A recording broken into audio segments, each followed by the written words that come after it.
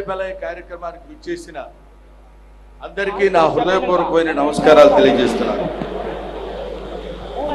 నాకు 2 నిమిషాలు టైం ఇచ్చారు మాట్లాడమని. 2 నిమిషాల్లో నేను మాట్లాడేది ముగించేసి తదితర కార్యక్రమానికి శ్రీకారం చుడదాం. అలయ్ బలయ్ కార్యక్రమం గత 20 సంవత్సరాల నుంచి పూజ్యులు బండారు దత్తాత్రేయ గారు నిర్వహిస్తున్నారు.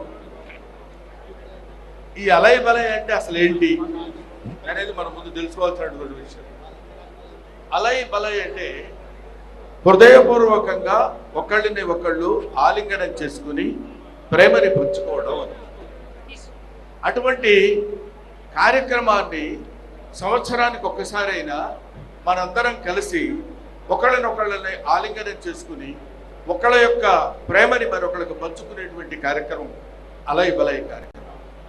ఈ కార్యక్రమం ఇవాళ పుట్టింది కాదు, ఎప్పుడో మన పూర్వీకుల దగ్గర నుంచి వస్తున్నటువంటి కార్యక్రమం.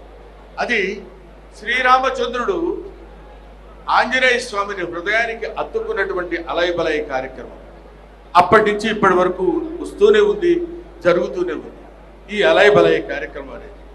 ఆ తర్వాత ప్రతి వాళ్ళు ఇది ప్రేమను ఉద్దేశించింది కాబట్టి, శాంతిని ఉద్దేశించింది కాబట్టి, శాంతి ప్రేమ కరువైపోతున్న రోజుల్లో ఈ దేశంలోనే కాదు, ఈ రాష్ట్రంలోనే కాదు, ఈ ప్రపంచంలోనే దేశంలో శాంతి కరువైపోతున్నటువంటి ఈ స్థితుల్లో మనం ఇలాంటి అలయ్ బలయ్ కార్యక్రమాలు నిర్వహించుకుని ఒకళ్ళనొకళ్ళని ప్రేమించుకుని ఒకళ్ళనొకళ్ళని గౌరవించుకుని ఒకళ్ళొకళ్ళు హృదయాలను ఒక హృదయానికి దగ్గరగా చేర్చుకుని నివసించేటువంటి ఉండాల్సినటువంటి స్థితిలో ఇవాళ మానవ జాతి ఇప్పుడు అటువంటి పరిస్థితిలో ఉంది.